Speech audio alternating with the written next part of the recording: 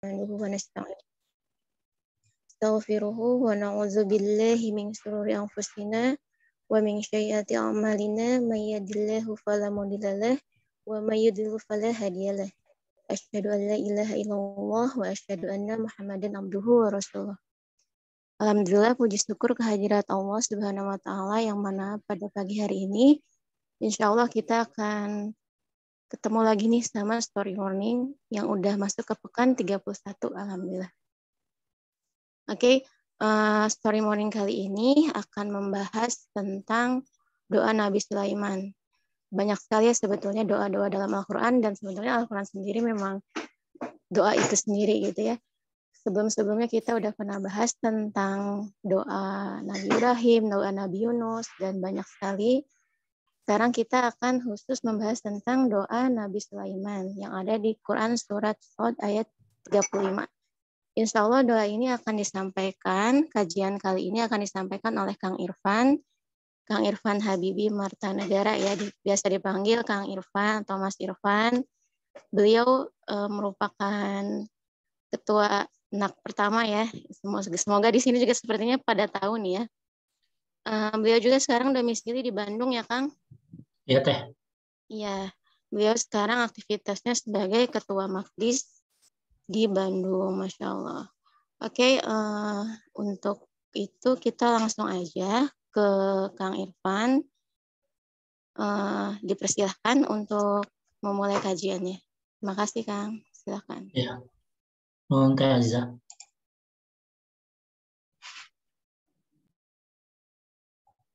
Saya share screen ya.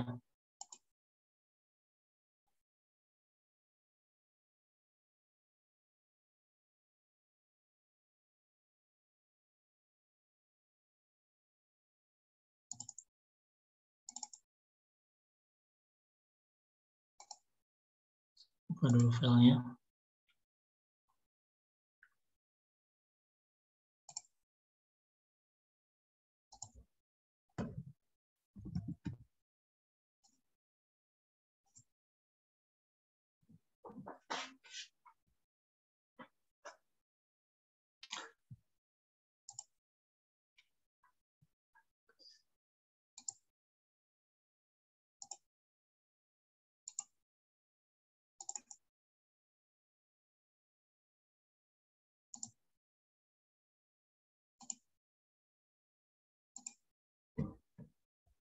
Ya, bismillahirrahmanirrahim. Assalamualaikum warahmatullahi wabarakatuh. Waalaikumsalam warahmatullahi wabarakatuh. Ini suara saya kedengaran nggak? Afwan? Kedengaran, Kang? Oh ya. Baik, alhamdulillahirrahmanirrahim. Alhamdulillahi arsala rasulahu bil huda wa dinil haq liyudhhirahu 'ala dini kulli. Wa kafa billahi syahida, asyhadu an la ilaha illallah wahdahu la syarikalah wa asyhadu anna Muhammadan abduhu wa rasuluh. Allahumma shalli ala Muhammad wa ala alihi wa sahbihi ajmain. Alhamdulillah pagi hari ini kita bisa berjumpa kembali. Insya Allah kali ini saya akan sharing mengenai doa Nabi Sulaiman yang ada di surat Shad ya. Kalau tidak salah ada 2 doa gitu ya, ada beberapa doa lah dari Nabi Sulaiman dalam Al-Quran. Yang akan saya bahas kali ini adalah doa yang ada di surat Shad. Sebagai prolog, nanti doa ini akan nampak seperti doa yang materialistis ya. Doanya itu mana ya? Doanya itu berbunyi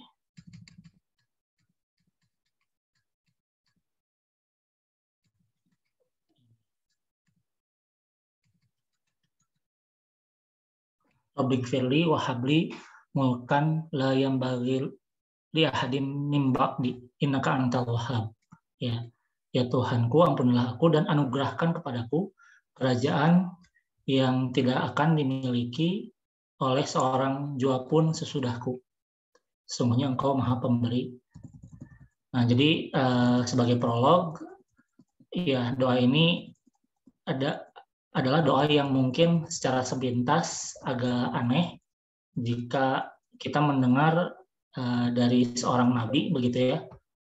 Oh, ada nabi yang minta kerajaan, bahkan bukan sekedar kerajaan, tapi kerajaan yang tidak ada seorang pun yang akan punya kerajaan seperti itu. Jadi mungkin semacam apa ya, kalau kita sederhanakan, ya Allah, saya ingin punya mobil yang tidak ada orang pun yang punya mobil seperti itu, gitu. Ya, jadi seolah-olah meminta duniawi.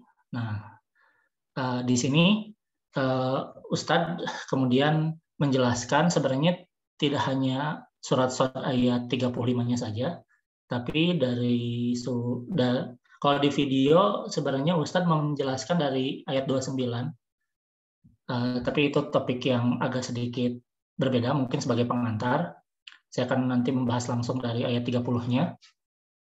Kalau sempat nanti 29-nya juga akan saya singgung sedikit. Ya, Ustadz cerita di video yang berjudul Wisdom of Prophet Sulaiman Doa, ya, beliau menyampaikan ceramah ini di Singapura ya, kalau nggak salah tahun 2015 atau 16. Nah, ya beliau cerita bahwa beliau pernah, ya kok doanya begini ya, begitu ya. Terus kemudian beliau juga punya, kayaknya ini sebenarnya maksudnya bagaimana begitu ya. Ini rangkaian cerita Nabi Sulaiman ya, begitu ya. Kemudian Ustadz baca-baca berbagai tafsir, ya. Kalau di Bayyinah TV ya beliau menyajikan ya beberapa tafsir pendapat mengenai rangkaian ayat ini ya. Terus kemudian akhirnya Ustadz menemukan juga ternyata ada juga mufasir yang pendapatnya itu sama dengan pemikirannya Ustadz begitu ya. Terus kemudian didiskusikan juga beberapa pakar dan kesimpulannya sama. Jadi ini sebagai disclaimer karena pilihan tafsirnya Ustadz itu mungkin berbeda dengan kebanyakan tafsir yang populer. Ya, jadi saya coba juga baca-baca di beberapa tafsir yang lain begitu ya. Memang kebanyakan tidak memahami seperti yang Ustadz pahami. Tapi insya Allah kalau saya lihat sih sebenarnya justru malah mungkin lebih pas secara makna bahasanya begitu ya. Jadi ya saya pernah tanya jawab pada seorang Ustadz, boleh nggak sih sebenarnya ini agak mungkin berbeda sedikit menyimpang. Saya nanya ke beliau tuh boleh nggak sih sebenarnya kita menafsirkan dengan sains ya. Jadi bukan soal mukjizat sains, tapi sains itu dipakai sebagai alat memahami Al-Qur'an. Terus Ustadz itu menjawab bahwa sepanjang masih dalam ruang lingkup bahasa Arab, maka boleh-boleh saja gitu ya kita menafsirkan dengan sains, yang artinya menafsirkan dengan suatu hal yang belum diketahui oleh orang pada masa lalu. Jadi ya sepanjang dari sisi bahasa itu tidak keluar dari pemahaman bahasanya, maka tafsir yang berbeda itu sangat memungkinkan. Ya, dimulai prolog Nabi Sulaiman ini dimulai dari ayat 30 ya. Allah berfirman, "Auzubillahi minasyaitonirrajim, wa habna li Dauda Sulaimana ni'mal abd innahu awwab." Ya, ini adalah pengantar dari Allah menuju kisah Nabi Sulaiman, edifikasi atau rekomendasi ya dari Allah. Ya, ini siapa sih Nabi Sulaiman itu? Allah menyifatinya dengan dua sifat, yaitu hamba yang luar biasa gitu ya. Jadi bukan sekedar hamba, tapi ini hamba yang luar biasa begitu ya. Yang kedua adalah awwab atau selalu kembali kepada Allah ya. Kalau ini diterjemah di pagi ini sangat taat. Kalau menurut Ustadz, topik bahasan, jadi di Singapura itu Ustadz itu menyampaikan beberapa sesi kelihatannya. Sebelum materi yang ini ada materi yang lain, yaitu tentang surat-suratnya secara garis besar. Ya, jadi dibahas dari awal sampai akhir secara garis besar. Kalau menurut Ustadz, dalam surat-surat ini Allah sedang memberikan pelajaran kepada Nabi Muhammad mengenai zikir atau mengingat Allah, begitu ya. Nah, dan Nabi Sulaiman ini adalah salah satu contoh example mengenai siapa orang yang ahli zikir, yaitu Nabi Sulaiman. Dan ini yang menjadi landasan Ustadz Numan Alihan untuk menafsirkan kisah Nabi Sulaiman selanjutnya, karena mungkin di tafsir yang populer menurut Ustadz itu agak kurang pas dengan gambaran promosi Allah terhadap Nabi Sulaiman ini, begitu. Terus kemudian jadi kisahnya dimulai dengan ketika Nabi Sulaiman itu dipertontonkan kuda-kuda, ya, Sofinatul Jiyad, begitu ya, Sofinatul Jiyad. Nah, ini terjemah dari Depak ini gambaran bagaimana tafsir secara umum yang berkembang, begitu ya, pendapat mungkin kebanyakan ulama, begitu, bahwa ya ketika sore hari Nabi Sulaiman diperlihatkan kuda-kuda, ya, kalau Nak itu menafsirkan Sofinatul Jiyad ini sebagai kuda perang, begitu ya, mereka sedang parade mungkin ya, atau ya sedang mungkin latihan juga mungkin bisa seperti itu, dan Nabi Sulaiman datang untuk inspeksi satu-satu, gitu ya. Nah, kemudian Nabi Sulaiman di sini kalau menurut terjemah, sungguhnya aku menyukai kesenangan terhadap barang yang baik atau kuda, ya, khair, kata Ustadz Nak itu bisa ditafsirkan sebagai amal baik, bisa juga ditafsirkan sebagai barang baik yang diwakili dengan kuda, begitu ya. Nah, terus kemudian hubal khair ini, kesenangan beliau terhadap kuda itu ditafsirkan melalaikan, ya, ang zikri, dari zikir Robbi kepada Tuhanku, begitu ya. Kemudian sampai sadar gitu ya, ternyata ini udah maghrib kalau menurut penafsiran yang populer ya. Ada juga ini kalau di sini kan kudanya yang hilang dari pandangan, ada penafsiran yang lain tuh maksudnya tatawarat bil hijab, begitu, itu dimaknai sebagai maghrib ya. Jadi udah gelap, begitu ya, baru sadar bahwa ini itu Nabi Sulaiman itu kehilangan zikir sore.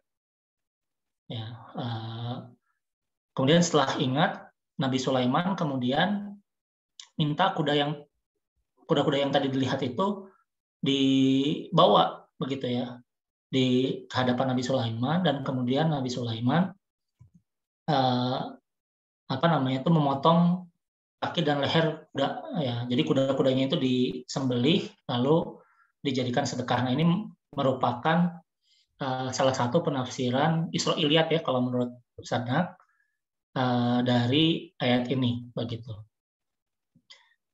Jadi Nabi Sulaiman itu lupa ibadah karena hobi ngurusin kuda, begitu. Ya, kelewat zikir rutin yang biasa beliau lakukan, begitu. Punten Kang Irfan. Ya. Kayaknya slide-nya nggak jalan atau masih di judul ya? Oh gitu? Iya. Ya udah nih jalan. Oke. Sip, udah. Kasih Kang Irfan. Ini muncul nggak nih ayat? Iya, muncul udah sekarang. Oke. Apa nih? Iya. Ya, nah terus kemudian tadi saya ceritakan di awal, Ustadz itu nyari beberapa kitab tafsir, dan kemudian Imam Ar-Razi menceritakan berbagai penafsiran ya yang ada. Kemudian tapi kemudian Imam Ar-Razi ini menyampaikan pendapat yang berbeda dengan penafsiran-penafsiran yang populer tadi. Dan Ustadz memilih penafsiran tersebut.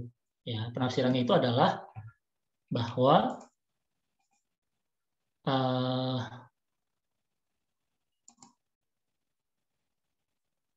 ini kalau di saya ini sudah full screen nih. Di sana udah full screen belum ya?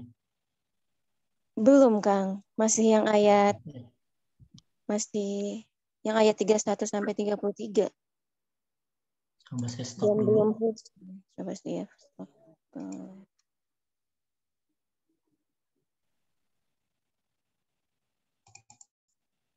Kalau ini apa yang kelihatannya? Afwan. Udah full screen? Full screen ya. Ya udah, ini ya penjelasan Ustadz tidak memilih tafsir yang populer. Ya. Jadi di konteks surat-surat ini Allah sedang memberikan penjelasan ya pelajaran kepada Nabi Muhammad SAW tentang zikir mengingat Allah begitu ya. Dan di bagian ini rangkaian ayat ini Allah sedang memberikan contoh begitu siapa ahli zikir ini. Sebelumnya diceritakan Nabi Daud pada rangkaian ayat sebelumnya, setelahnya nanti diceritakan tentang Nabi Ayub ya sebagai orang-orang yang ahli zikir. Nah, nggak cocok kalau diberi contoh orang yang lupa begitu, apalagi lupanya tuh hal yang remeh begitu. Ya, bahkan kalau menurut Ustaz itu ini hal yang remeh saja bisa membuat Nabi Sulaiman lupa, ya teralihkan dari ibadah. Kok nanti Allah memberikan hal yang lebih besar? Padahal tentu hal lebih besar akan lebih menyita perhatian begitu. Nah, nanti dengan doa Nabi Sulaiman yang kita bahas di pagi ini, Allah kemudian memberikan berbagai hal yang luar biasa yang tentunya secara logika ini akan membuat Nabi Sulaiman lebih sibuk begitu ya, sehingga mungkin akan teralihkan lagi dari ibadah. Terus kemudian ya Ustadz menjelaskan bahwa khair di sini bisa ditafsirkan sebagai good things ya yang populer dipahami orang-orang, juga bisa bermakna juga good deeds ya. Walaupun memang ada hubungan antara good things dan good deeds ini, begitu bahwa dengan adanya good things maka bisa melakukan banyak good deeds ya. Ya Ustaz memberikan contoh bahwa dulu ya awal-awal beliau mengajar itu dari rumahnya ngajar bahasa Arab, ngajar Quran dengan bekal laptop, orang-orang bisa hadir. Nah, sekarang dengan perlengkapan yang lebih lengkap begitu ya, yang menyimak itu bisa dari seluruh penjuru dunia. Jadi pekerjaannya sama begitu ya, tapi dengan good things begitu ya. Kemudian efeknya bisa jadi lebih besar. Ya. Nah, cuman yang jadi masalah adalah orang-orang stopnya itu berhenti di memiliki good things saja begitu. Bahkan mungkin ini ya penafsiran kebanyakan itu memahami sebagai Nabi Sulaiman tuh punya kesenangan koleksi barang bagus. Dalam konteks ini adalah kuda begitu ya. Mungkin kalau yang sekarang misalkan kita ngebayangin ada ya saya pernah lihat juga foto-foto ustadz-ustadz yang suka naik Harley begitu ya. Oh ini memang kesenangan saya begitu. Nah tapi kalau menurut ustadz gitu ya, good things di sini adalah jalan untuk meluaskan manfaat dari good deeds begitu ya, amal baik dengan peralatan yang lebih baik, amal baik jadi lebih berdampak begitu. Nah, kemudian jadi bagaimana pemahamannya terhadap rangkaian ayat yang tadi mengenai Nabi Sulaiman melihat kuda-kuda. Jadi ketika Nabi Sulaiman melihat kuda-kuda, ya Nabi Sulaiman itu sedang mengecek kesiapan kuda-kuda itu untuk berjihad. Ya tadi disampaikan bahwa Sofinatul Jihad itu adalah kuda perang. Jadi Nabi Sulaiman itu ingin melihat langsung gitu ya, mengecek langsung kuda-kuda yang akan digunakan untuk berjihad itu.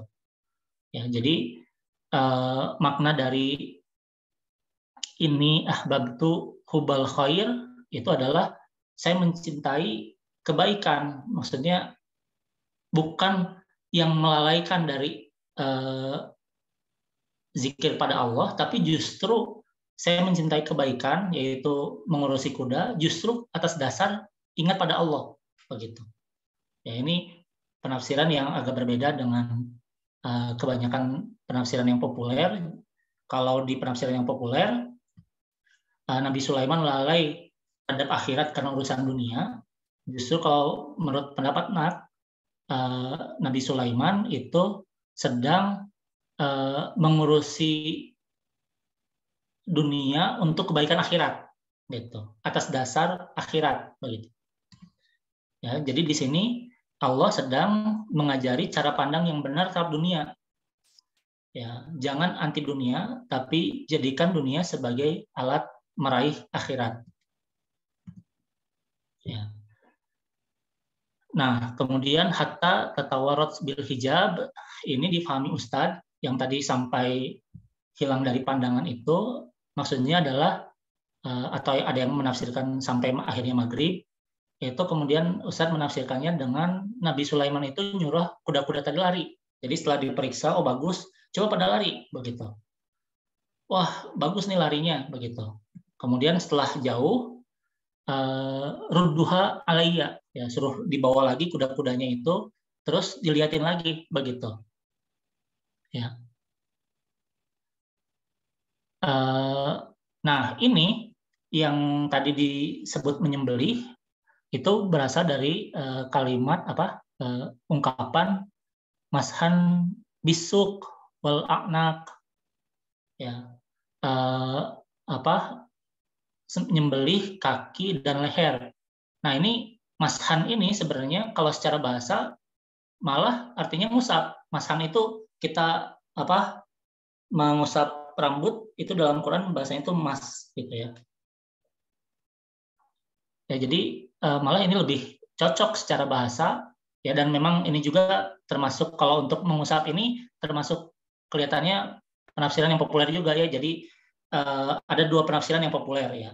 Nabi Sulaiman lupa ibadah ya karena kuda, terus kemudian akhirnya disembelih. Penafsiran populer yang lain, Nabi Sulaiman lupa ibadah, tapi setelah kudanya dibawa lagi bukan disembelih tapi diusap. Jadi mungkin agak kurang pas ya di penafsiran populer, yang berikutnya lebih pas mungkin kalau memang masih mau diartikan secara literal itu seperti yang Ustadz jelaskan. Ya. Jadi dari sini pelajaran bagi kita adalah Nabi Sulaiman ingin terlibat secara langsung dengan sarana prasarana yang Allah anugerahkan buat beliau. Ya. Jadi kata Ustadz, kalau Allah memberikan bekal sarana prasarana pada kita untuk beramal soleh, rawatlah dengan baik. Jadi dielus-elus lah kalau kuda itu ya. Kalau kata Ustadz, kalau ada yang punya laptop untuk berdakwah, rawat laptopnya dengan baik, begitu ya. Contohnya. Kemudian pelajaran juga yang bisa kita ambil adalah walaupun Nabi Sulaiman adalah seorang raja yang punya tugas yang lebih besar, yang ngurusin negara, begitu ya, dari berbagai aspek, material, spiritual, begitu ya, politik, hubungan internasional dan lain sebagainya, begitu. Tapi Nabi Sulaiman selain raja adalah nabi juga yang merupakan teladan bagi umatnya pada saat itu. Ya. Jadi kalau kata Ustadz ini, Nabi Sulaiman ingin menunjukkan bahwa nggak ada yang namanya tugas besar, tugas kecil. Saya mah kebagian urusan yang kecil gitu. Dia yang besar mah nggak ada urusan seperti itu. Ya. Jadi Nabi Sulaiman itu ingin sampai ke hal yang kecil-kecil itu terperhatikan, gitu ya. Ini kalau Ustadz menyinggung itu kok bisa Nabi Sulaiman tahu ada burung yang nggak ada dan tahu siapa namanya, gitu ya. Padahal ini tuh ya salah satu tentara di antara ratusan tentara burung, begitu ya. Tapi tahu bahwa ada burung yang nggak ada begitu dan tahu namanya gitu. Ya kalau Ustadz terus mencontohkan juga apa namanya itu, beliau kalau ngajar di kelas itu ya di Bayinah gitu ya, murid ada 60 yang bisa nggak kenal semua gitu, yang kenal itu hanya yang apa, yang aneh-aneh lah gitu, yang beliau bisa kenali begitu. Ya, jadi kata Ustadz dari Nabi Sulaiman kita belajar bahwa kita tidak pernah terlalu besar untuk tugas kecil ya. Misalnya suatu ketika emang kebagian bagian-bagian yang mungkin dianggap remeh oleh orang apa di belakang layar begitu ya. Tapi nggak ada apa, kita tuh nggak pernah terlalu besar untuk itu gitu. Ya. Jadi kata Ustadz itu ya Allah tuh kok mendeskripsikan sampai ngelus leher dan kaki itu apa gitu signifikansinya di Al-Quran ini begitu. Ya ini tadi untuk menunjukkan bahwa sekelas nabi yang merupakan raja mengerjakan hal-hal yang mungkin dianggap kecil begitu. Bisa orang lain begitu. Tapi Nabi Sulaiman ingin terlibat di sana. Ya. Kalau dalam konteks mungkin anak Indonesia gitu ya, ada bagian-bagian nih yang mengerjakan subtitle begitu ya. Tentu nanti yang kelihatan orang-orang ya ustadz dan terjemahan gitu bahasa Indonesia misalkan. Yang kerja yang nggak kelihatan begitu. Tapi kata ustadz, bagi orang yang menonton hanya ada ustadz yang ada di atas panggung. Tapi bagi Allah semua yang terlibat itu ada di atas panggung. Begitu. Ya, ini luar biasa ya penyemangat buat kita semua ya. Juga apa terutama mungkin para volunteer yang masih terus bekerja sampai sekarang nerjemahin ceramah-ceramah Ustadz gitu ya. Mungkin teman-teman nggak kelihatan gitu, tidak disebutkan namanya di mana-mana gitu ya, bahwa itu adalah hasil karya mereka, tapi di hadapan Allah teman-teman semuanya lah yang ada di atas panggung begitu. Terus kemudian laqad fatanna Sulaimana walqaina ala kursiyihi jasadan tsumma anab. Dan sungguhnya kami memuji Sulaiman dan kami jadikan dia tergeletak di atas kursi sebagai tubuh yang lemah karena sakit. Kemudian ia bertobat ya. Ini apa? Ini kelihatan ya dari sini ada yang dua yang pakai tanda kurung karena memang ini bukan berasal dari terjemahan literalnya. Ya, jadi kalau secara literal itu yang nggak disebutkan ini tubuh siapa dan karena apa begitu. Ya kalau tapi Ustadz masih mungkin dari sisi siapanya ini masih sama ya dengan tafsir Depag, ini berarti terjemah Depag, bahwa yang tergeletak di atas kursi itu adalah Nabi Sulaiman. Ya, cuman ini kelanjutan dari cerita sebelumnya bahwa tadi asar ngurusin kuda, pas maghribnya capek begitu, ya duduk di atas singgasana tapi lemas. Ya. Kemudian Nabi Sulaiman memohon ampun pada Allah. Nah, ini yang menarik juga nih di sini. Nah, kata Ustaz, disinilah perbedaan antara orang yang decent and indecent ya. Orang yang baik dan yang nggak tahu nih terjemahan saya, decent itu baik atau pas atau enggak nih.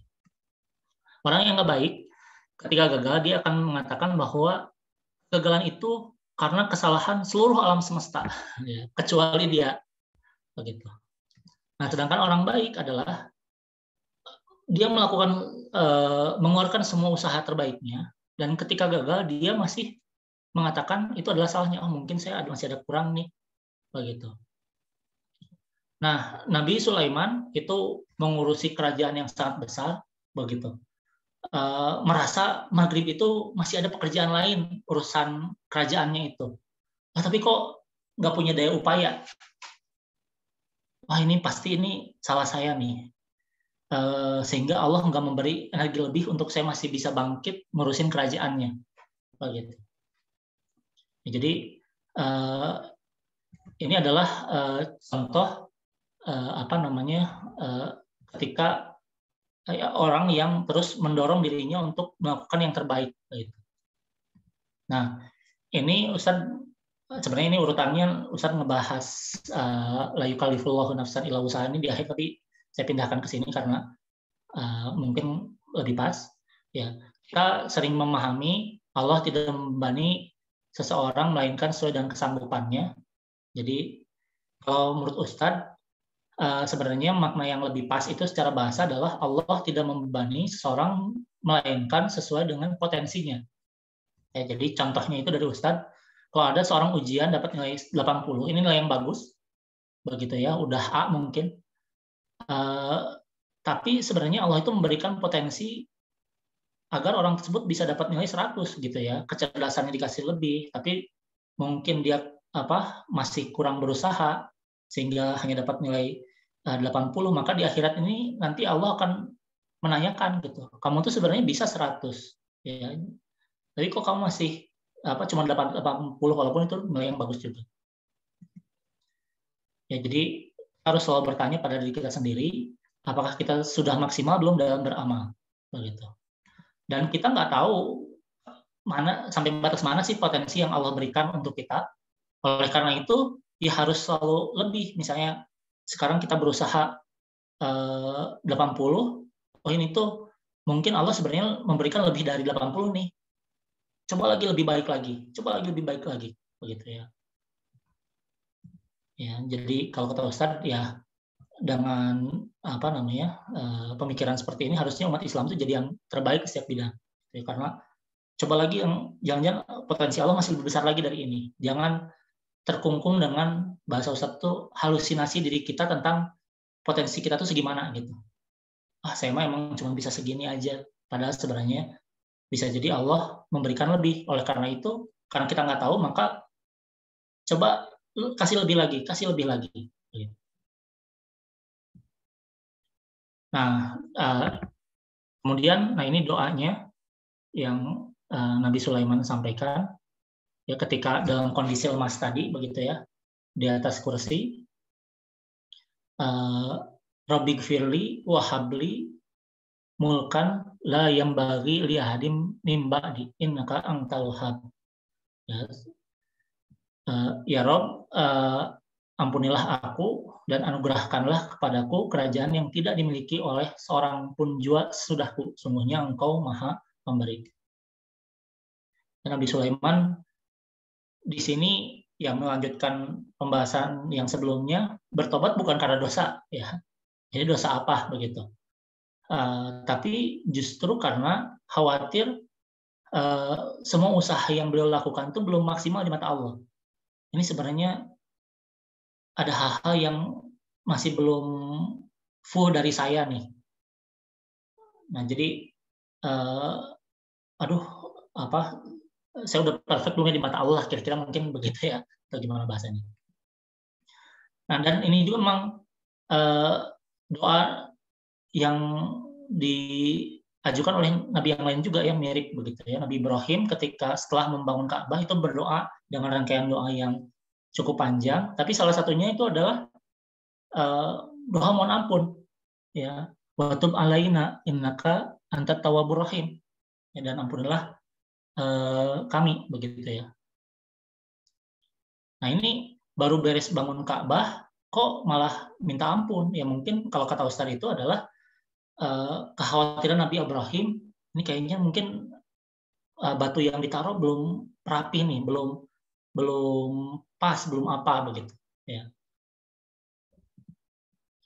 Ya meski pasti tidak ada manusia yang sempurna ya, tapi kita harus terus mendorong diri kita untuk menaikkan standar diri.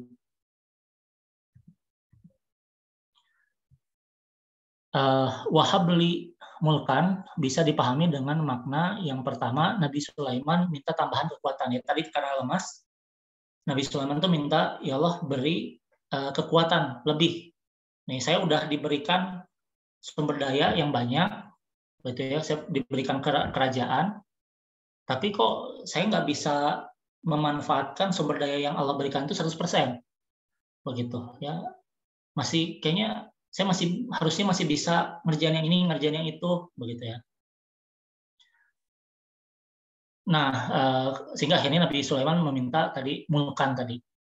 ya, yang bisa bermakna sebagai kekuatan. Namun ya tadi la yanbaghi li ahadin min ba'di itu bermakna bahwa bisa jadi kekuatan yang sangat besar itu kalau dimiliki orang lain itu malah jadi jelek ya jika dimiliki orang yang tidak pas begitu. Ada ungkapan yang populer itu power tend to corrupt ya. Absolute power corrupt absolutely ya. Jadi kekuatan itu, kekuasaan itu cenderung untuk merusak ya. Kekuatan yang sangat besar merusaknya lebih besar lagi. Nah, yang kedua bermakna juga bahwa Nabi Sulaiman itu minta sarana-sarana yang sejalan dengan kapabilitas yang beliau miliki. Ya, jadi beliau sebagai seorang nabi yang merupakan keturunan seorang raja juga, ya Nabi Raja Nabi Daud, seorang nabi yang juga raja, sudah tumbuh dalam lingkungan kerajaan, mengikuti ayahnya sebagai seorang pemimpin kerajaan, sudah tahulah bagaimana ngurus kerajaan itu, ya dan punya kompetensi ya. Nabi Sulaiman itu sejak kecil udah ikutan jadi hakim ya di cerita yang lain begitu. Nah, Nabi Sulaiman tuh tahu potensinya tuh di mana gitu, yaitu beliau punya potensi untuk memimpin gitu. Oleh karena itu beliau minta sarana prasarana kepada Allah untuk memaksimalkan potensi yang beliau miliki begitu. Pas saya punya potensi kepemimpinan, maka saya minta sarana prasarana yang mendukung kepemimpinan ini. Misalkan ada yang misalkan punya potensi nerjemahin bahasa Inggris ya, bikin subtitle begitu. Tapi dia nggak punya laptop, selama ini misalnya pinjam temannya. Nah, di sini misalnya dia bisa berdoa, ya Allah saya ingin perlengkapan yang bisa membantu dakwah ini yang sesuai dengan kapabilitas yang orang tersebut miliki gitu. Saya bisa nerjemahin, saya butuh laptop. Ya, jadi Allah yang memberi kita bekal gitu ya, apakah itu bakat atau kekayaan. Ya kalau bakat minta kekayaan, kalau diberinya kekayaan minta bakat untuk ngurusinnya gitu. Ya, jadi minta pada Allah kesanggupan untuk mengelola yang Allah berikan itu. Ini juga bermakna ya la yang bagi li ahadin min ba'di tadi bermakna bahwa amal soleh yang kita kerjakan tidak dapat dibandingkan dengan amal soleh orang lain. Wah dia misalnya banyak orang yang takjub lah melihat Ustadz begitu ya ketika menyampaikan dan ingin juga seperti itu. Tapi bisa jadi bekal yang Allah berikan buat tiap orang tuh beda. Ada yang memang punya bakat dalam bicara sehingga mudah dalam menyampaikan sesuatu begitu ya. Mungkin ada orang yang lebih mudahnya menulis gitu ya. Tidak perlu merasa iri, begitu orang lain punya kelebihan seperti itu. Kemudian ke sana, tapi kerjakanlah sesuai dengan kapabilitas yang dimiliki oleh masing-masing. Ya kata Ustadz, jangan minta kepada Allah apa yang diberi pada orang lain. Mintalah untuk kita apa yang cocok untuk kita. Ya, jangan menjalani hidup dengan membanding-bandingkan diri dengan orang lain. Ya, di surat yang lain, ya, tatamannau ma faddalallahu bihi ba'dakum ala ba'din. Ya, dan janganlah kamu iri hati terhadap apa yang dikaruniakan Allah pada sebagian kamu lebih banyak dari sebagian yang lain. Nah, di sini juga Ustaz menjelaskan bahwa ya mungkin ada orang yang setelah hijrah tuh, saya pinginnya akhirat aja lah, nggak mau dunia begitu, pengen ibadah aja begitu. Nah, di rangkaian cerita ini Nabi Sulaiman menunjukkan bahwa zikir mengingat Allah bentuknya adalah mengurusi kuda begitu. Jadi karena Nabi Sulaiman ingat Allah, yang dilakukan adalah mengurusi kuda-kudanya begitu. Jadi asalkan tujuannya benar, maka menguasai dunia itu sebenarnya adalah ibadah begitu ya. Karena kita menyerahkan dunia ini untuk akhirat. Ya, jadi yang suka fotografi, profesional dalam fotografi. Nah, ini yang perlu diluruskan adalah tujuannya. Tujuannya buat apa sih? Gitu. Fotografi ini, ya kata Ustadz tuh, jangan cuma sekedar cari nafkah atau ya saya senang dah fotografi, udah jadi situ di kesenangan berhentinya. Tapi ketika kita memang punya potensi di situ, ya cari tujuan yang lebih besar gitu. Jangan berhenti di situ, nggak cukup kata Ustadz itu, cuman hanya sekedar senang gitu. Kemudian, nah inilah bentuk pengabulan Allah atas doanya Nabi Sulaiman, ya ditundukkan angin begitu kepada Nabi Sulaiman bisa mengendalikan angin. Saya punya buku anak gitu ya untuk anak saya gitu. Mengendalikan angin ini contohnya itu adalah Nabi Sulaiman itu naik ke karpet dan kemudian angin itu digunakan untuk ngangkat karpet itu. Jadi Nabi Sulaiman itu bisa terbang. Ya, wallahualam ini dapat ide dari mana itu baru saya temukan. Kalau Ustadz di video yang ini itu menyampaikan bahwa menguasai angin itu bisa mengendalikan kapal laut. Ya, jadi kapal laut itu bisa pergi kemana aja. Ya, jadi ini itu soal transportasi lah begitu. Bisa bergerak kemana aja, bisa berhenti di mana saja ya. Jadi kalau mau ke sana ke arah utara begitu ya, anginnya ngikutin. Ya, mau parkir angin berhenti begitu. Nah, di sini juga Allah juga menundukkan setan-setan atau evil jin ya. Bahasa Ustadz itu jin kafir. Ya, jadi bagaimana jin kafir itu tunduk pada Nabi, ini kan musuhnya. Tapi Allah berikan kelebihan pada Nabi Sulaiman untuk membuat jin kafir itu tunduk pada Nabi Sulaiman. Ya, jin ini punya kapasitas mencari kekayaan di laut ya. Jadi tadi kapalnya bisa pergi dimanapun di laut itu, kemudian si jin itu bisa disuruh mencari kekayaan laut. Juga bisa bikin bangunan. Jadi transportasi, terus konstruksi, terus eksplorasi, begitu ya, berbagai bidang. Yang nggak nurut dengan Nabi Sulaiman bisa dihukum, dibelenggu. Begitu.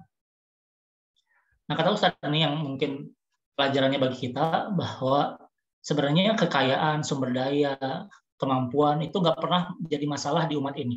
Ya nggak usah, kita mah kurang kekayaan atau ini kita mah nggak mampu begitu. Itu kalau menurut Ustadz nggak pernah jadi masalah buat umat ini. Yang jadi masalah adalah keinginan untuk menggunakan di jalan yang benar, gitu. Ya bahkan kalau menurut Ustadz ya ini yang harus pertama gitu. Saya ingin berada di jalan yang benar, nanti Allah bukakan gitu ya sumber daya untuk mewujudkan niat kita itu.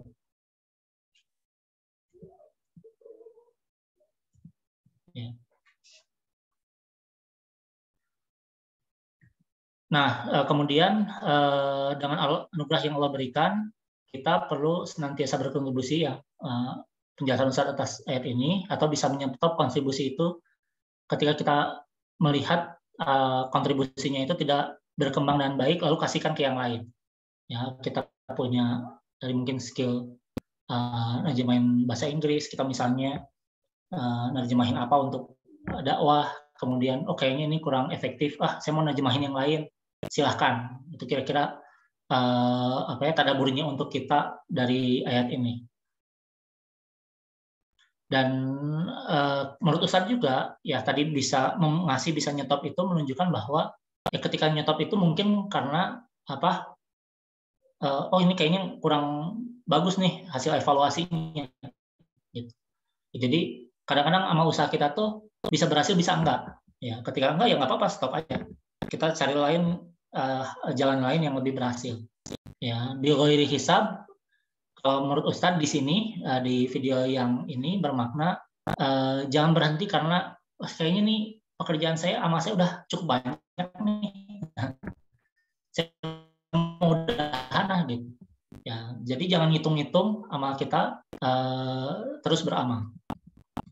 Terus kemudian wa innalahu indana lazulfa wa husna ma'ab. Ya, terkadang kita berpikir bahwa orang yang memiliki dunia itu pasti tidak punya akhirat.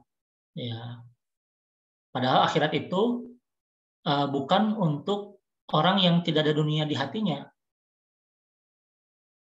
Nah, padahal akhirat adalah untuk orang yang tidak ada dunia di hatinya. Terlepas dunia itu ada di tangannya atau tidak. Ya, yang penting nggak ada di hati kita dunia ini, walaupun dia kelihatan kaya. Sebaliknya ada orang miskin yang sebenarnya hatinya tuh dunia aja begitu. Ya, apa namanya itu, saya pernah dengar sebuah kisah, ya, kisah sufi begitu. Ada orang, seorang sufi yang mungkin miskin begitu ya, menyuruh muridnya untuk pergi kaya raya begitu. Ya, terus kemudian murid sufi yang miskin itu ngobrol dengan sufi yang kaya, dia bilang, kok sufi kok kaya lah gitu. Kemudian apa namanya, si sufi yang kaya ini menjelaskan bahwa saya walaupun kaya tapi masih lebih bagus sufi yang miskin itu karena apa namanya, walaupun kaya tapi nggak ada harta lah di hatinya begitu. Sedangkan muridnya yang sana itu yang miskin tapi kemudian masih ada keinginan untuk duniawi, kira-kira seperti itu. Jadi bukan terlihat dari tampilannya kaya atau miskinnya, tapi di hatinya itu seperti apa. Nah, di sini contohnya adalah Nabi Sulaiman yang memiliki anugerah duniawi, tapi di sisi Allah kedudukannya masih tinggi. Ya, ini setelah kisah Nabi Sulaiman adalah kisah Nabi Ayub, bahwa ini dari Allah itu supaya kita nggak salah tangkap. Jangan sampai kita mikir bahwa kalau Allah ridho itu pasti akan selalu dikasih sumber daya. Ya, ada orang yang dikasih kemudahan, ada yang dikasih kesusahan, tapi dua-duanya sama-sama merupakan ujian jalan menuju Allah. Wallahu a'lam bishawab. Saya kembalikan pada moderator. Oke, Silakan. terima kasih jazakallah Kang Irfan atas diskusinya. Oke, mungkin sebelum masuk ke sesi tanya jawab, ada refleksi sedikit. Mungkin dari di sini ada Mas Heru sama Mas Andi. Bagaimana Mas? Ada refleksi sedikit? Ya, Assalamualaikum Kang Irfan, Mbak Azizah. Ya, Mas Alhamdulillah. Kalau saya ini ya, ingin bersyukur di level dasar aja dulu. Jadi syukur tingkat dasar itu maksudnya bahwa Kang Irfan sudah sehat gitu, itu alhamdulillah. Terus saya juga bisa menyimak kajian beliau pagi ini, itu alhamdulillah. Jadi itu saya ingin memulai dengan rasa syukur tingkat dasar. Gitu. Dan itu sudah luar biasa menurut saya bisa menyimak kajian Kang Irfan pada kesempatan kali ini. Terus saya ingat Ustadz itu sering bukan membela diri, tapi maksudnya kan Ustadz tuh open minded gitu. Jadi ya belajar Quran, belajar semua tafsir, belajar analisis kata, terus punya tim juga untuk research dan sebagainya. Terus belajar kitab-kitab Israiliyat ya. Kalau kata Ustadz itu kan Israiliyat sih. Kalau yang kita yang bilang ya Israiliyat. Nah, tapi sikap Ustadz itu jelas bahwa yang dijadikan referensi utama adalah Al-Quran. Jadi di beberapa kesempatan itu Ustadz perlu menjelaskan itu karena untuk menghindari kesalahpahaman bahwa ternyata yang dijadikan referensi itu kitab-kitab Israiliyat misalnya. Nah itu kan bukan gitu. Jadi dan itu senada dengan Imam Fakhruddin Ar-Razi yang tadi disebut Kang Irfan. Jadi ada juga yang menganggap Ar-Razi itu Imam Ar-Razi itu terpengaruh filsafat Yunani. Nah, ada yang berpendapat seperti itu. Sehingga tadi kata Kang Irfan terjemahnya jadi aneh gitu kan. Jadi melakukan penafsiran secara berbeda karena terpengaruh filsafat Yunani. Padahal sebaliknya. Jadi prinsipnya tetap sesuai dengan apa yang Ustadz Nu'man sampaikan, yaitu Al-Quran as reference. Jadi tetap referensinya Al-Quran. Tapi kita juga perlu belajar itu karena ada tadi Kang Irfan juga bilang tentang menggunakan kekuatan angin gitu, dan itu ada contoh-contoh ya, mungkin cerita nggak tahu benar atau tidak, tapi biasanya ada hal yang biasanya lebih rinci yang tidak kita dapatkan dari, karena Al-Quran itu sebagai guidance ya, nggak perlu. Kadang memang Allah memilih untuk menceritakan sesuatu secara rinci, kita terima, tapi ketika nggak ada, ya kita bisa mengacu gitu ke referensi-referensi yang lain selama itu masih tetap bisa kita pahami dan kita cek di Al-Quran as our main reference, itu masih masuk gitu. Jadi seperti halnya Imam Ar-Razi tadi, ternyata Imam Ar-Razi bisa menghasilkan kitab-kitab yang mengcounter pemikiran-pemikiran atau filsafat yang salah, filsafat Yunani yang salah, tapi setelah mempelajari itu dan akhirnya itu menjadi argumentasi yang sangat-sangat kuat gitu. Dan sampai-sampai Ibnu Khaldun itu menyatakan bahwa kalau ingin membahas atau mengkaji atau bikin makalah terkait dengan counter terhadap filsafat Yunani yang menyimpang, itu baca dulu kitab Imam Al-Ghazali dan kitab Imam Ar-Razi, sampai seperti itu. Nah, terus saya juga terkait dengan tadi pemahaman yang di Quran surat Shad ayat 32. Faqala inni ahbabtu hubbal khair an dzikri rabbi, itu kan tadi Kang Irfan bilang ada beberapa penafsiran. Kalau di Quran terjemahan itu, terjemahan Kemenak ya, itu sungguhnya aku menyukai kesenangan terhadap yang baik, kuda dalam ini contohnya, sehingga aku lalai atau aku lupa dari mengingat Tuhanku. Tapi tadi Kang Irfan juga menjelaskan ada penafsiran yang lain. Nah, saya juga ingin sedikit membela juga ya, dalam tanda kutip, artinya gini, saya mendapat manfaat yang banyak terhadap terjemahan Kemenak, walaupun untuk yang ini saya harus mencari referensi yang lain, seperti halnya Kang Irfan. Jadi saya setuju dengan Kang Irfan, dan saya juga ada kitab yang lain yang memahami ayat ini didasarkan pada tafsir As-Sawi. Ya, di kitab itu disebutkan tafsir As-Sawi halaman 440 juz 3. Itu maknanya justru sesungguhnya Nabi Sulaiman itu menyukai kesenangan terhadap hal yang baik-baik itu tadi, sehingga justru membuat Nabi Sulaiman tidak lupa mengingat Allah, tidak lupa mengingat, karena di sini yang digunakan Robbi ya berarti tidak lupa mengingat Robku. Itu ada di tafsir As-Sawi halaman 440 juz 3.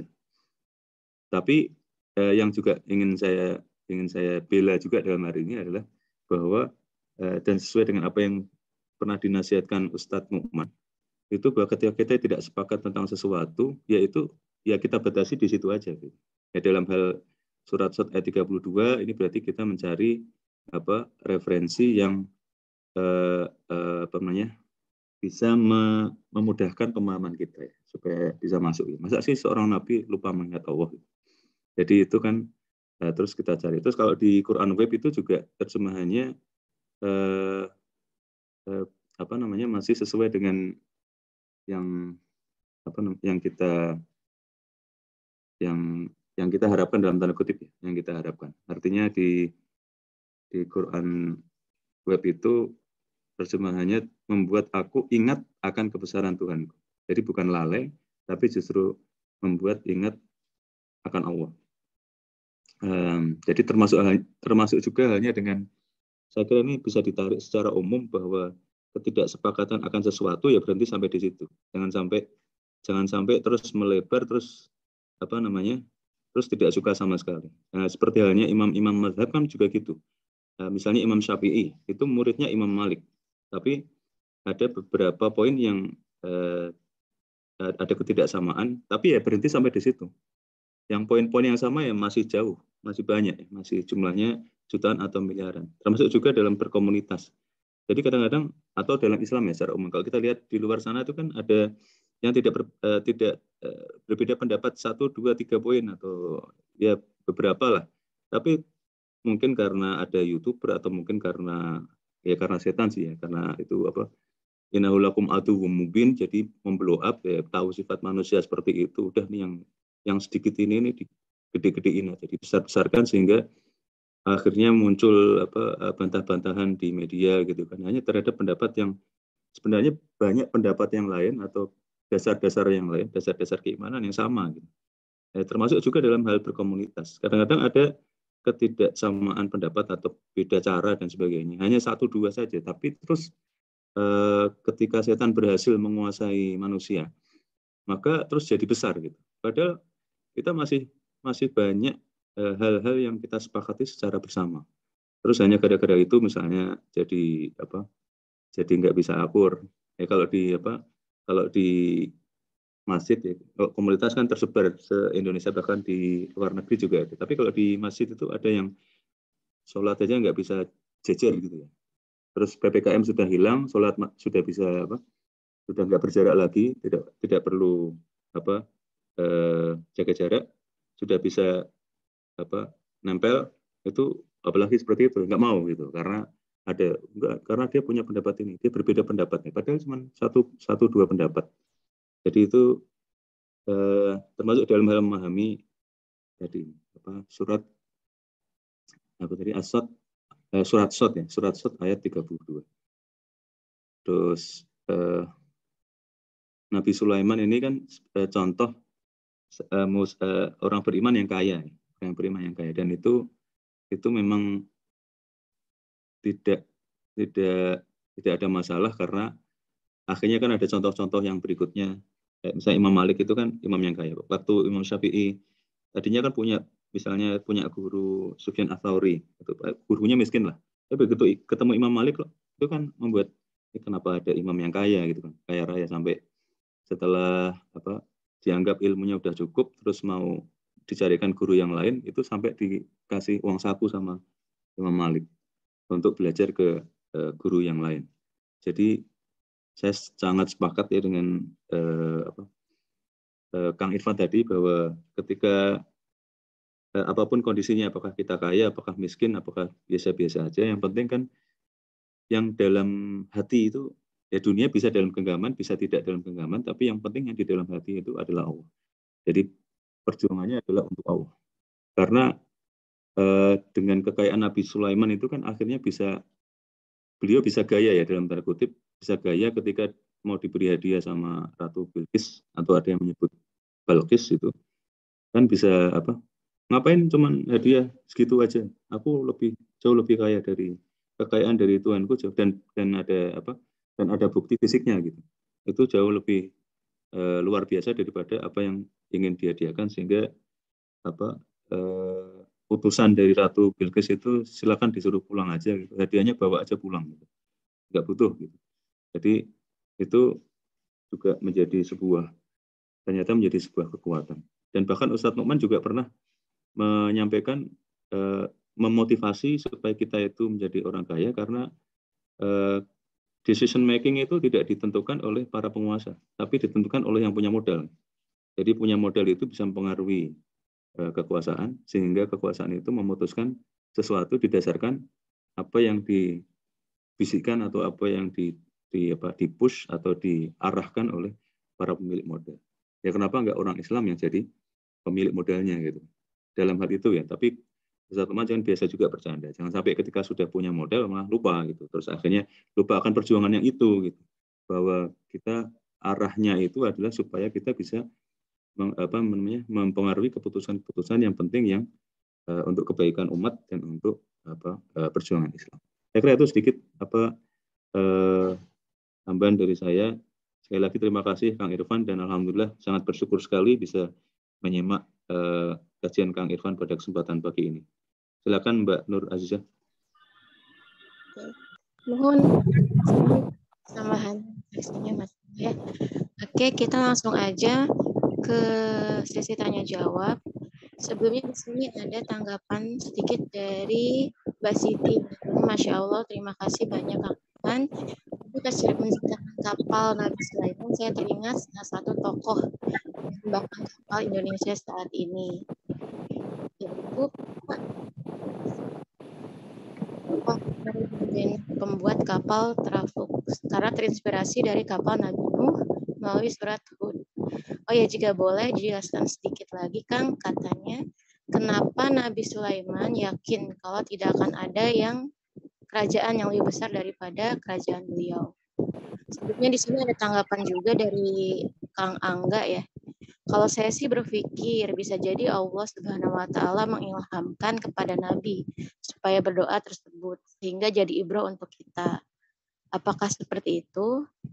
Mangga silahkan Kang Irfan, ada tanggapan?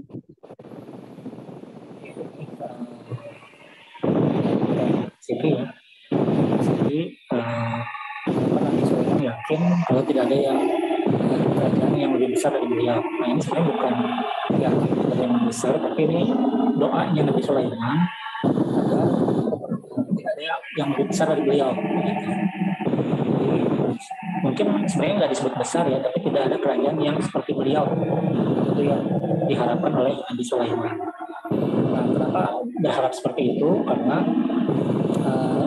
tadi kalau menurut penjelasan Ustaz adalah khawatir ketika kekuatan yang begitu besar diberikan pada orang yang tidak tepat, malah jadinya merusak. Ya. Ustaz mencontohkan sains misalkan tidak otomatis baik begitu ya, karena sains juga menghasilkan bom nuklir begitu ya, menghasilkan kerusakan alam begitu. Nah, tapi di orang yang tepat, sains akan menjadi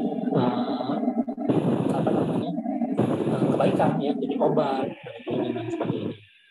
Nah, jadi yang Ustaz minta itu adalah yang Nabi Sulaiman minta itu adalah sesuatu yang di dalam kapasitas beliau. Beliau yakin bahwa beliau tidak akan, ketika beliau memiliki kekuasaan yang begitu besar, beliau tidak akan menyalahgunakannya.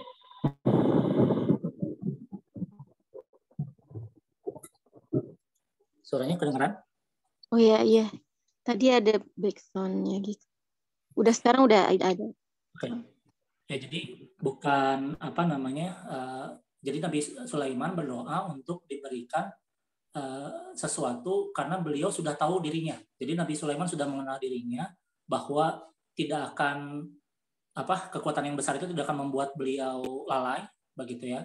Tidak akan beliau menjadi belok arah begitu. Nah, tapi beliau khawatir nih, kalau kekuatan ini dipegang oleh orang lain, bahkan orang baik pun khawatir jadi malah berubah begitu. Tadi kalau kata Pak Heru, berdoa menginginkan kekayaan untuk berdakwah, tapi setelah kaya malah lupa begitu. Itu yang dikhawatirkan terjadi begitu. Nah ini yang salah satu yang alasan Nabi Sulaiman khawatir berdoa. Kalau bisa jangan ada yang punya kekuatan yang sama dengan beliau, yang diberikan pada beliau, karena khawatir orang lain tidak sanggup memegangnya. Ustaz juga ngasih contoh begini, tiap orang itu diberikan kelebihan dan kekurangan. Kata Ustaz, kelebihan beliau itu bisa tidak salah satu kelebihan yang beliau terima adalah fame ya, atau fame itu ketenaran lah mungkin ya, beliau dikenal banyak orang begitu ya. Tapi ketenaran itu tidak membuat beliau jadi lupa diri begitu. Banyak orang yang setelah tenar kemudian lupa diri. Nah, karena ketenaran itu tidak membuat beliau itu jadi belok, ya beliau gunakan ketenaran itu untuk berdakwah. Itu contoh yang beliau berikan. Ya, beliau punya banyak kekurangan yang lain katanya. Tanya aja ibunya, pasti bisa bikin buku tentang kekurangannya Ustadz. Nah, tapi Ustadz bilang bahwa karena ketenaran nggak mengganggu, ya beliau akan gunakan itu untuk berdakwah. Begitu, jadi lebih ke karena Nabi Sulaiman kenal dirinya, maka Nabi Sulaiman memilih doa yang pas untuk dirinya, yaitu tadi kerajaan yang tidak ada seorang pun yang akan memilihnya, memiliki kerajaan seperti itu adalah doa yang paling pas untuk dirinya. Jadi mungkin hikmahnya justru di sini adalah pengenalan diri, ya. Mungkin sedikit menanggapi Pak Heru, yang terakhir disebutkan bahwa kita ya kalau dia dianjurkan untuk kaya karena bisa mempengaruhi pengambilan keputusan, misalkan salah satu contohnya. Tapi mungkin itu cocok untuk orang yang tadi diberikan kelebihan oleh Allah untuk tidak terpengaruh dengan kekayaan itu, gitu ya, dan bisa optimal. Jadi yang perlu dilakukan, kalau menurut saya, bukan berdoa dengan doa ini untuk berharap kekayaan. Ya, jadi saya coba cari-cari bahan yang lain gitu, yang nge-search doa Nabi Sulaiman begitu ya. Saya cari di Google, di YouTube. Itu yang keluar adalah doa untuk jadi kaya. Nah, gitu. Jadi doa Nabi Sulaiman itu adalah doa untuk jadi kaya raya, lunas hutang. Ya. Terus ada yang memberikan judulnya juga doa untuk mengendalikan angin. Ya, mungkin menjadi avatar mungkin. Nah, tapi sebenarnya kalau yang saya ambil ibrahnya adalah justru kenalilah diri dan berdoalah sesuai dengan pengenalan diri kita pengenalan atas diri kita begitu. Ya, Nabi Sulaiman darinya mampu begitu ya, sebagai anak seorang raja, sudah tahu kapasitas dia sampai di mana, maka berdoalah seperti doa yang digambarkan ini. Ini juga mungkin menjawab juga dari Kang Angga. Ya mungkin memang dari Allah, cuman ya jalan cerita seperti itu ya, bahwa Nabi Sulaiman mengenali dirinya, ya, tentu ilmu mengenali diri ini juga adalah ilham dari Allah begitu ya. Jadi disebutkan di ayat yang lain bahwa Nabi Sulaiman dan Nabi Daud itu bersyukur atas kelebihan yang Allah berikan berupa ilmu begitu. Ya, jadi dengan ilmu itu Nabi Sulaiman mengenali dirinya dan kemudian berdoa sesuai dengan pengenalan atas dirinya itu. Mungkin seperti itu yang bisa saya tanggapi. Mungkin yang lain juga bisa menambahkan, silakan. Ya, di sini terima kasih Bang Irfan. Di sini ada Dr. Andi. Mungkin ingin membahas sedikit. Di sini suara Tezah kecil. Oh iya, silakan Kang Dr. Andi.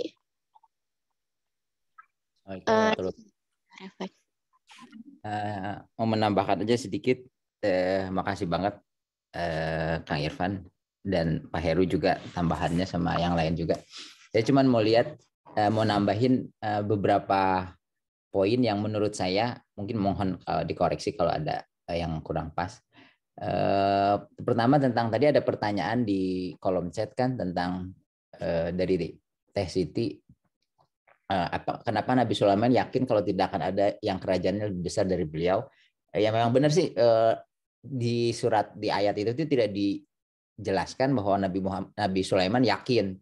Cuman maksudnya kalau kita bisa lihat kedudukannya sebagai seorang nabi, kemudian doanya tuh kan pasti Nabi Sulaiman kan sebagai seorang nabi berdoanya sangat sering gitu. Tapi Allah memilih doa ini yang diabadikan untuk jadi pelajaran untuk seluruh umat manusia sampai akhir zaman gitu. Jadi pasti ada sesuatu di doa ini tuh yang bisa jadi pelajaran buat kita semua gitu. Nah, salah satunya kalau misalnya artinya mungkin bisa kita ambil pelajaran bahwa ambil kesimpulan sebenarnya kalau doa seorang nabi yang diabadikan di Quran yang mintanya nabi, kemudian doanya juga doa spesial, dalam hal ini insya Allah maksudnya dikabulkan gitu. Dan kalau misalnya kita lihat seorang nabi yang berdoa kepada Allah gitu ya, kemudian dan Nabi Musa aja sebelum jadi nabi ketika tidak sengaja membunuh seorang tentara Firaun gitu, kemudian di ayat setelah mohon ampun kepada Allah sebelum menjadi nabi, dia nggak tahu kan berarti apakah doanya akan dikabulkan atau enggak, tapi di ayat selanjutnya tuh Allah telah memberi aku rahmat atau karunia, jadi yakin bahwa doanya tuh bakal dikabul, bahwa akan dikabulkan permohonan ampunnya tadi setelah melakukan dosa yang sangat besar, dianggapnya kan membunuh seseorang itu. Jadi artinya kalau Nabi Musa aja sebelum jadi nabi yakin doanya akan dikabulkan, Nabi Sulaiman juga misalnya doanya diabadikan, insya Allah mungkin sampai akhir zaman itu tidak akan ada seseorang yang kekerajaannya melebihi kerajaan Nabi Sulaiman. Itu mungkin yang kalau boleh nanggepin tentang pertanyaan yang tentang apakah Nabi Sulaiman yakin kalau tidak ada kerajaan yang lebih besar dari beliau gitu. Tapi itu ya itu interpretasi saya aja. Kemudian dalam hubungannya ya, jadi tadi kalau misalnya tadi sekali lagi kan begitu banyak doa seorang nabi itu pastinya, tapi Allah memilih doa ini tuh untuk diabadikan sebagai salah satu doa yang bisa jadi pelajaran buat kita semua. Tadi kalau nggak salah Kang Irfan juga membahas tentang dua ayat terakhir di surat Al-Baqarah yang la yukallifullahu nafsan illa wus'aha ma kasabat gitu kan, yang Allah tidak membebani seorang kecuali dengan kesanggupannya. Kemudian menurut di tafsir Diperluk Ustadz Noman itu ada dua interpretasi. Yang pertama tuh memang tidak akan diberi cobaan sesuai kecuali dengan kesanggupannya, tapi ada juga interpretasi bahwa seseorang tuh tidak akan dimintai pertanggungjawaban kecuali sesuai dengan potensinya gitu. Dari sini tuh kita bisa tersirat bahwa kita tuh sebenarnya diberi banyak kelebihan, kekurangan, dan kita tuh Allah tuh meminta supaya kita tuh mengenali potensi kita, apa sih kelebihan kita dibandingkan orang lain gitu, yang bisa kita manfaatkan, optimalkan untuk jadi bekal kita, jadi amal jariah, jadi bekal kita di hari akhir, dan bisa memberikan sebanyak-banyaknya manfaat buat orang banyak gitu. Kemudian disambung dengan doa ini gitu. Jadi setelah kita mengenali potensi kita, kemudian kalau minta sesuai potensinya itu tuh jangan tanggung-tanggung gitu. Rubikhfiri wahabi muqallai hambagili hadimin mimbadi kan. Jadi kalau kita udah tahu potensi kita tuh diajarkan sama Allah seperti Nabi Sulaiman, kalau minta sesuatu sesuai potensi kita tuh minta aja, pokoknya ya Allah minta dengan potensi saya ini diberikan sesuatu manfaat untuk umat manusia gitu ya, untuk jadi bekal saya, jadi amal jariah saya yang tidak diberikan kepada orang lain sesudah saya gitu. Jadi maksudnya nggak nanggung-nanggung minta. Kalau minta sesuatu sama Allah sesuai potensi kita tuh minta sampai to the max gitu. Pokoknya saya punya potensi ini, menurut saya sih potensi saya ini yang tidak dimiliki oleh kebanyakan orang. Nah ya Allah tolong berikan saya dengan potensi ini sesuatu yang tidak diberikan kepada seluruh orang yang ada di muka bumi sampai akhir zaman gitu. Itu tuh nggak nanggung-nanggung kalau minta tuh. Berarti kan permintaannya tuh kita tuh pengen dapat amal jariah yang luar biasa gitu. Kayak misalnya ada saya sama teman-teman saya suka ngobrol, ini kalau si Google yang punya Google ini tuh orang Muslim, kemudian dia niatnya bagus, itu tuh wah banyak banget pahalanya kan, tiap orang mau apa-apa nyari Google dulu, di googling dulu. Tapi sayangnya dia non Muslim, jadi amal-amalnya tuh belum jadi pahala gitu. Moga-moga dapat hidayah sehingga dia bisa jadi amal-amal yang ya kan luar biasa. Itu tidak ada orang yang sampai sekarang tuh bisa dapat lebih banyak dapat manfaat yang sebesar Google gitu dalam hal pencarian gitu. Nah maksudnya mungkin itu yang pelajaran yang bisa salah satu yang bisa kita tarik, bahwa kalau kita minta sesuatu sesuai potensi kita tuh kita minta semaksimal mungkin aja udah sama Allah, tolong supaya saya tuh bisa mengoptimalkan potensi ini, memberikan sesuatu yang tidak pernah diberikan sama Allah kepada semua orang sampai akhir zaman kalau bisa sih gitu. Mungkin itu yang pelajaran yang kedua. Yang terakhir, dan berulang-ulang tuh Ustadz Noman juga pernah bilang gitu ya, bahwa ketika membahas surat amanah Rasul bima unzila ilaihi mir rabbi wal mu'minun gitu, kulun amanah billahi wa malaikatihi wa kutubihi wa rusulih gitu. La yukallifullahu nafsan kami tidak membeda-bedakan rasul-rasul itu gitu. Apa sih?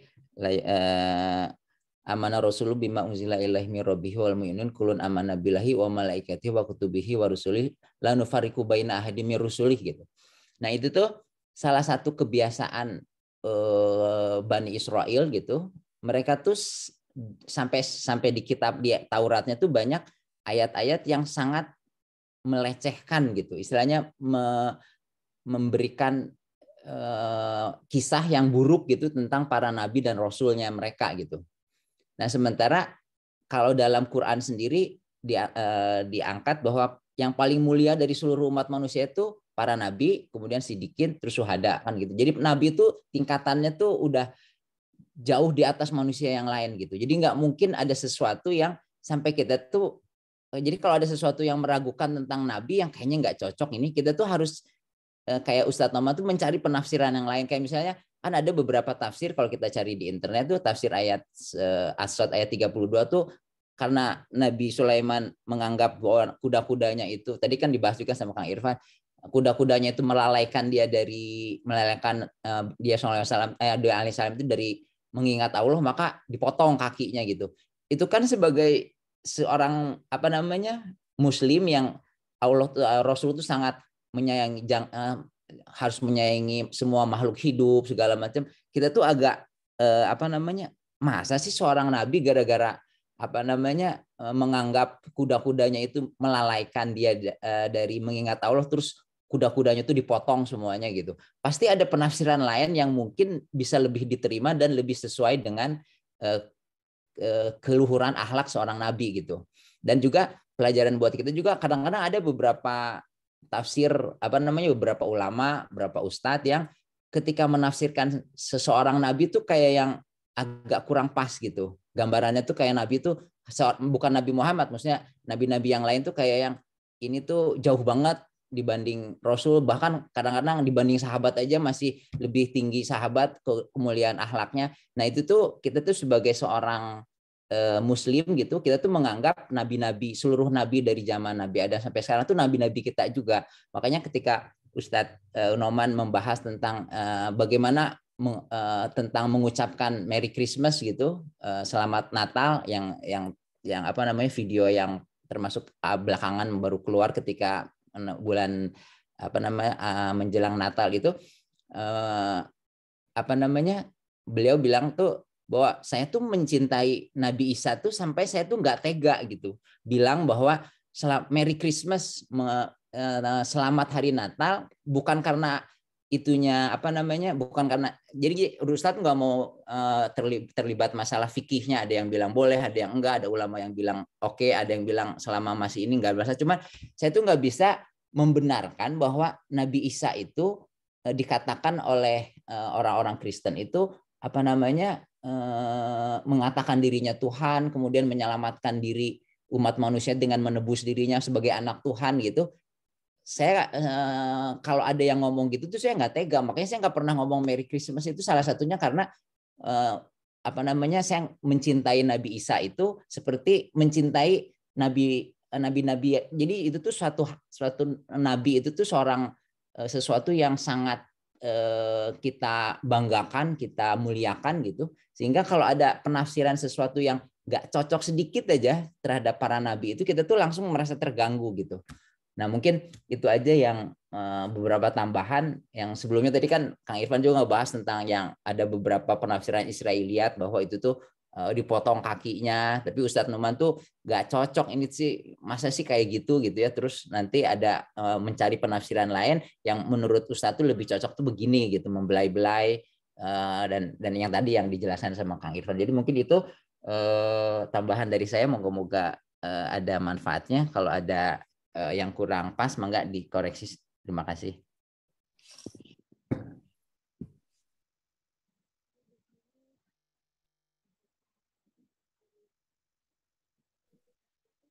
Teh Nur udah. Mangga yang lain, saya udah selesai kok. Suaranya kayaknya kurang keras. Kurang. Ya, udah. Oke. Mas Safik gimana? Ada tanggapan nggak dari Mas Safik nih? Baik, terima kasih Mbak Nur. Saya mungkin lebih ingin menyoroti sisi lain yang mungkin dari surah itu tentang kisah Nabi Sulaiman. Itu karena sisi yang lainnya sudah banyak dibahas oleh pemateri dan juga Pak Heru, terus juga Dr. Andi. Jadi yang jangan sampai kita lupakan juga bahwa ini kan masalah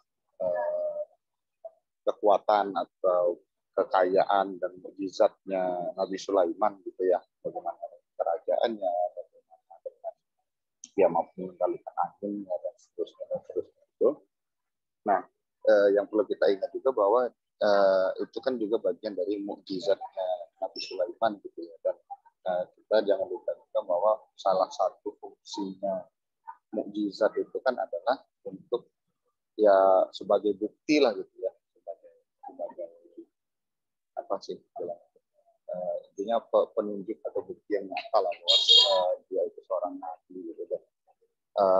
Salah satu ciri mukjizat itu kan tentunya agar dia bisa dikatakan benar-benar mukjizat adalah sesuatu yang harus relevan atau sesuatu yang memang happening di zaman itu gitu.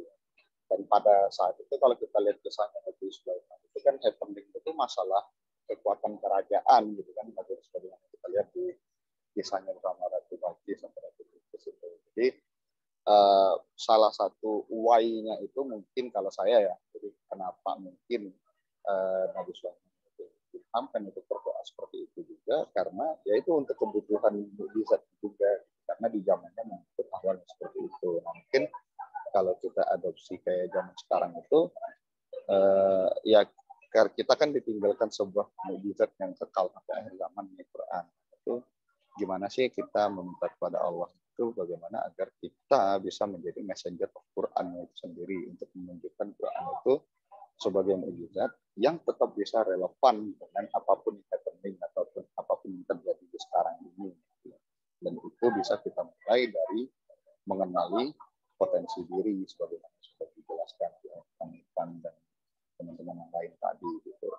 Jadi ya ini sebuah kisah ibroh dan juga amanat sebenarnya, kalau saya bilang amanat yang luar biasa, yang apalagi kayak zaman sekarang gitu kan, di mana kita itu sumber informasi sudah sangat-sangat luar biasa, maka harusnya kita tuh lebih bisa memaksimalkan potensi gitu. Sebagaimana tadi yang disebutkan Kang Irfan juga bahwa la yukallifu nafsan itu kan bukan hanya usaha, tapi sebenarnya juga bagaimana tentang memaksimalkan potensi. Itu aja sih mungkin singkat dari saya tambahan. Terima kasih. Ya, terima kasih Mas Afiq. Oke, mungkin kita udah ada di penghujung acara nih. Alhamdulillah. Sekalian aja, jadi untuk Kang Irfan, halo. Boleh minta penutupnya, Kang?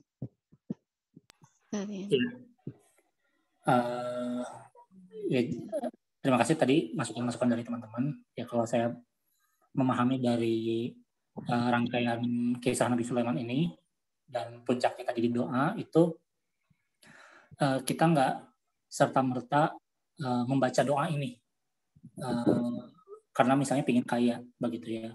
Oh saya lagi banyak kebutuhan uang, terus saya pengen uang nih, doanya apa ya gitu ya. Itu kadang-kadang ada orang-orang datang ke kiai, ke ustadz, gimana ya wasilah biar kaya begitu ya, terus kemudian dikasihkan doa ini nggak pas ya. Jadi banyak di antara kita itu yang membaca doa tapi sebenarnya nggak berdoa karena nggak paham sebenarnya doa ini tuh doa apa sih begitu ya. Nah, tadi mungkin yang disampaikan oleh Andi begitu dan juga teman-teman yang lain bahwa kenali dulu dirinya begitu ya. Tadi Nabi Sulaiman sudah mengenali dirinya dan baik sehingga akhirnya kemudian keluarlah doa ini. Ya mungkin bagian yang bisa kita pakai yang tadi betul kata Pak Andinya itu yang lah yang bagi lihadim min ba'di itu yang mungkin bisa kita pakainya gitu bahwa nggak tanggung-tanggung begitu. Jadi mungkin ada orang yang bukan mintanya kekayaan ya, mungkin minta yang lain begitu ya, mungkin minta pemahaman, mungkin minta apa begitu, bukan sifatnya materialistis begitu, tapi mintanya ya ketika kita mengenali diri, minta yang memang benar-benar bisa memaksimalkan semua yang Allah berikan pada kita gitu ya. Kita misalnya udah punya kekayaan, gimana memaksimalkan kekayaan itu? Kita diberikan bakat, bagaimana memaksimalkan bakat ini? Apa nih sarana-prasarana yang dibutuhkan untuk memaksimalkan bakat itu? Jadi ya itu kira-kira mungkin dari saya sebagai penutup bahwa doa ini sebenarnya bukan mengajarkan kita untuk membaca doa ini. Kalau saya pribadi saya pernah baca juga ya, kalau misalnya di bukunya Ustaz Firanda, ini adalah termasuk di antara doa-doa yang tidak akan dikabulkan lagi oleh Allah. Ya, termasuk doa doa Nabi Ibrahim yang minta kepada Allah agar burung melihat kehidupan setelah kematian di Nabi Ibrahim kemudian disuruh menghancurkan burung, terus dipisahkan di 4 penjuru, terus kemudian hidup kembali. Itu doa yang nggak akan dikabulkan lagi juga oleh Allah, ya nggak perlu kita berdoa seperti itu. Nah ini juga termasuk yang, kalau saya lupa ini rujukannya siapa, saya pernah baca, jadi ini termasuk doa yang tidak akan dikabulkan oleh Allah. Ini satu-satunya doa yang akan diberikan. Tapi dari sisi ibrahnya tadi, kenali diri, minta kepada Allah sesuai yang dengan potensi yang kita miliki, dengan bekal yang sudah Allah berikan pada kita minta kepada Allah, minta yang paling luar biasa di sisi itu. Ya, wallahu a'lam bishawab. Kurang lebihnya dari saya mohon maaf. Assalamualaikum warahmatullahi wabarakatuh. Waalaikumsalam warahmatullahi wabarakatuh. Alhamdulillah. Terima kasih sekali lagi kepada Kang Irfan atas ilmunya, juga kepada teman-teman yang tadi sudah ikut diskusi. Ada Mas Heru, Dr. Andi, Mas Safik, Teh Siti, sama Kang Angga ya. Sekali lagi terima kasih sudah ikut berpartisipasi sehingga diskusinya berjalan dengan baik, insya Allah. Jazakumullah khairan katsiran. Oke, langsung saja kita tutup acara ini. Kita tutup diskusi ini dengan sama-sama membaca istighfar sebanyak-banyaknya. Astagfirullahaladzim, astagfirullahaladzim. Dan dilanjut dengan doa penutup majlis. Subhanakallahumma. Ya, dari saya mohon maaf. Sekian banyak. Makasih. Assalamualaikum warahmatullahi wabarakatuh. Waalaikumsalam warahmatullahi wabarakatuh. Waalaikumsalam warahmatullahi wabarakatuh. Terima kasih semuanya. Insya Allah ketemu lagi.